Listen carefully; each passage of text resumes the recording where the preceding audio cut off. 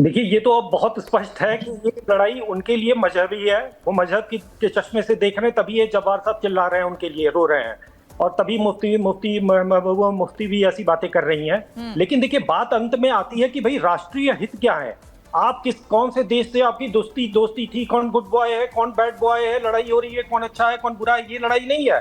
हम भारत एक देश है, इस देश के नागरिक हम भी हैं और ये जवाद साहब भी हैं। हमारा राष्ट्रीय हित किसके साथ जुड़ा हुआ है, इस पर तय होगा, ना कि इस बात से तय होगा कि हमारा मजहबी भाई कौन है। इनका मजहबी भाई है, इसलिए वो इसका समर्थन कर रहे हैं, और वो इनका मजहबी भाई दुनिया के किसी भी कोने में होगा, ये भारत में आग लगाने को तैयार बैठे हुए हैं। इनको ये नहीं दिख रहा है कि वो आतंकवादी, आपके भी जो पोर्ट ट्रस्ट है, आपका भी जो व्यापार होगा, अंतरराष्ट्रीय व्यापार होगा, जो अभी यूरोपियन कॉरिडोर अभी अब बनने की बात हो रही है, उसके लिए थ्रेट था हिजबुल्ला। अगर हिजबुल्ला का सफाया हो रहा है तो ये भारत के लिए भी खुशी और संतोष की बात होनी चाहिए। हमारे राष्ट्रीय, हमारी कंपनियां, इनके भी हित की बात है। देवनाथ सर यहाँ पर कह रहे हैं बैठे हुए प्रेम कुमार जी कि अब हमें इजराइल का साथ जो दे रहा है, क्या इजराइल, ईरान, फिलिस्तीन, इनके समर्थन और इनके समर्थक के आधार पर देशभक्ति तय होगी? ये समझ नहीं आ रहा है। देखिए, मेरे जो दोस्त हैं जो हिजबुल्लाह के लिए अभी आंसू बहा रहे हैं, घड़ियाली आंसू बहा रहे हैं, मैं उनको सिर्फ एक ही चीज बोलना चाहता हूं कि दुनिया में जो भी हथियार उठाएगा, कोई भी ऑर्गेनाइज स्टेट, कोई भी सॉवरेन पावर, कभी भी जिसने हथियार उठाया वो मारा जाएगा। कोई तकलीफ है, आप बातचीत कीजिए। अब हिजबुल्लाह है, दुनिया में 57 मुस्लिम देश हैं, इतने सारे अरब देश हैं, इन्फ्लुएंशियल देश हैं, इजिप्ट है, तुर्की है, सऊदी है। आप गुहार लगाइए ना, आपकी बात हम यूनाइटेड नेशन जनरल असेंबली में सुनेंगे, आपकी बात हम कहीं पे भी सुनने के लिए तैयार हैं। हमने यासर अराफत, पीएलओ, सबको समर्थन दिया था, लेकिन उन्होंने हथियार नहीं उठाया। जिस दिन आपने हथियार उठाया, आप समझ लीजिए कि आपकी उल्टी गिनती शुरू हो गई है। आप बातचीत कीजिए। अगर आप सोचेंगे कि रॉकेट्स, मिसाइल्स, बम के जरिए आप कोई भी चीज एक डेमोक्रेटिक नेशन पर, सोवरेन नेशन, चाहे हिंदुस्तान हो या इजराइल हो, उस पर थोप देंगे, आप गलत हैं। आप मारे जाएंगे महज कुछ दिनों में, महज कुछ घंटों में। बिल्कुल। और farmer diplomat robin Sachdeva sir, आपके पास भी मैं आऊंगी।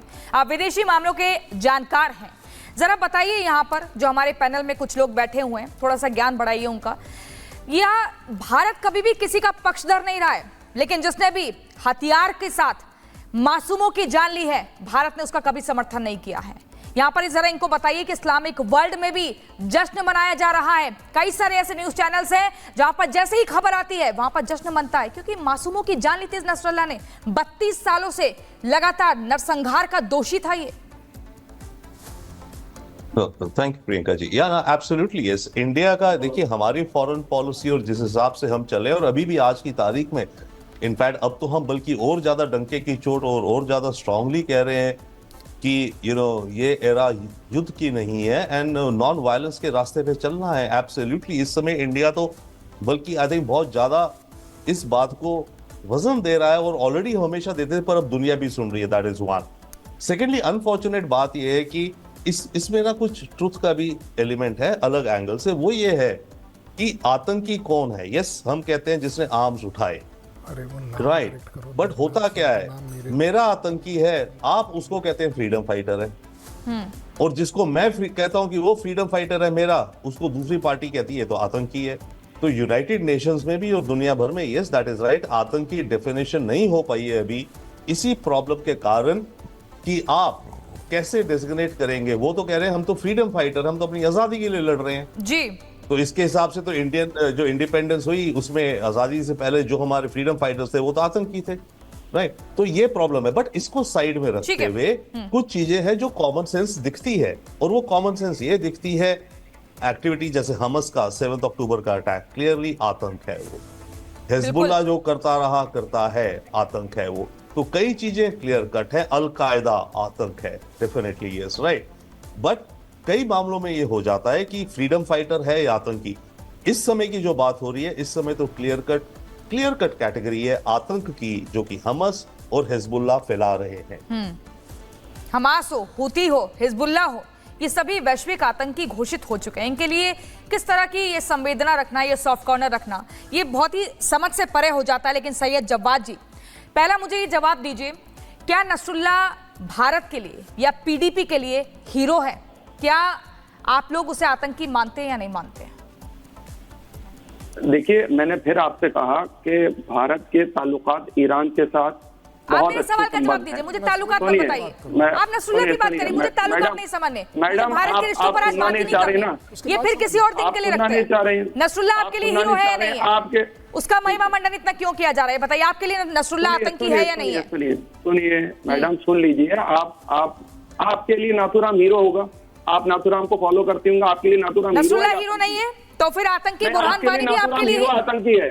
आपके लिए नाथुराम आतंकी है या हीरो है? बताइए। चलिए, मेरा आप सवाल बताइए, आप करिए, आप आपके यहाँ लिए एंकर मत नाथुराम बनिए ना। कौन? अरे आपके लिए कौन है? जिस हम आपकी कोई नाथुराम पे आज विचारधारा बात कर रहे हैं गजब क्या? बात है, गजब हम आज बात है। नाथुराम पे बात कर रहे हैं, गजब बात कर रहे हैं आप। सुन नसरुल्लाह लीजिए। पर बात कर रहे हैं ना, सुनिए, एक वैश्विक सुनिए, आतंकी हाँ, पर बात कर मैं रहे हैं। आपसे कह रहा हूँ, जवाब नहीं आपके देंगे। लिए नाथुराम हीरो आप होगा। जवाब नहीं देंगे। आपके लिए बहुत जनता से हीरो समझदार है।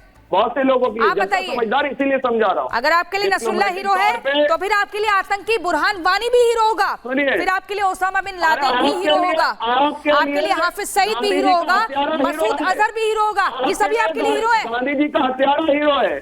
आपके लिए राजीव गांधी जी के जो हत्यारे थे वो आपके लिए हीरो होंगे। फिर क्या बात कर रहे हैं? गजब बात है। कहाँ से कहाँ? क्या बात कर रहे हैं? आप देश की इंसल्ट कर रहे हो। परेशानी बताओ मैडम। आप देश का अपमान। इंसल्ट कर रहे हो। जवाब देखो। आप अपनी तो खैर आप अपनी इंसल्ट तो कर रहे हो। आप पूरे के पूरे देश की इंसल्ट कर रहे हो कि गांधी जी को आप ले आए नसरुल्लाह के सामने।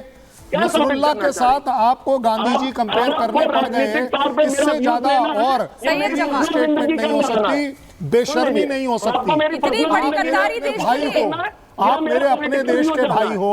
बात देश में आपने नसरुल्लाह जैसे के साथ मेरे को जोड़ दिया।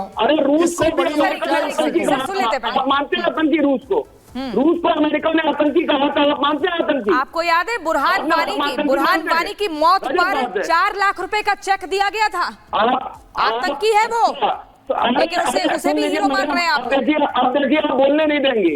आप बोलने देंगे, आप अनाप-शनाप बोल रहे हैं ना, अनाप-शनाप बोल रहे हैं। देश की गद्दारी वाला बयान देंगे तो आपको नहीं बोलने देंगे। देश में रहकर गद्दारी नहीं हो सकती है। कैसी बात कर रहे हैं? अरे एक वैश्विक आतंकी के लिए इतनी संवेदना दिखा रहे हैं। एक एक करके सर आपके पास आएंगे, पहले बताइए सही है जवाब। सरकार बनाई थी, भाग क्यों रही है? क्यों भाग रही हैं आप? सवाल करके रुकिए ना, सवाल सुनिए, जवाब नहीं सुन पाएंगे। इसी पीडीपी के साथ भारतीय जनता पार्टी ने सरकार बनाई थी। आप बताइए, 2 ध्वजों के बीच बैठ करके शपथ किसने दिलाई थी? उस वक्त कौन आतंकियों का समर्थन कर रहा था? नसरुल्लाह हीरो है या नहीं आपके लिए बता दीजिए। इतना महिमा मंडन क्यों? शहादत क्यों? शहादत का शब्द क्यों जोड़ा जा रहा है नसरुल्लाह के साथ? सरकार पीडीपी के साथ बना करके चलाएंगे। क्या किस तरह के संबंध थे? किस तरह की मदद आ रही थी वहां से? सवाल रिपीट करिए अपना। आखिर क्या मदद वहां से मिल रही थी जो इतनी संवेदना उनके लिए दिखाई जा रही है? प्रेम कुमार जी, मैं आपके पास आऊंगी। सैयद जवाद को मेरा सवाल समझ नहीं आ रहा है। जब सवाल समझेंगे और उसी का जवाब देंगे तब मैं आपके पास हमें आपका इरादा और नियत सब समझ में आ रही है। क्या आपका इरादा और क्या नियत है, मुझे सब समझ में। मेरा इरादा क्या है? क्या इरादा बताइए। मैं तो आपसे पूछ रही हूं। थोड़ी देर बाद पता चले नसरुल्लाह आपके लिए आतंकी हीरो, ये बताइए। मेरा सीधा जवाब सवाल है, इतना मासूम सा, इतना छोटा सा सवाल। प्रेम कुमार जी, मैं आपके पास आ रही हूँ। प्रेम कुमार जी, आप बताइए।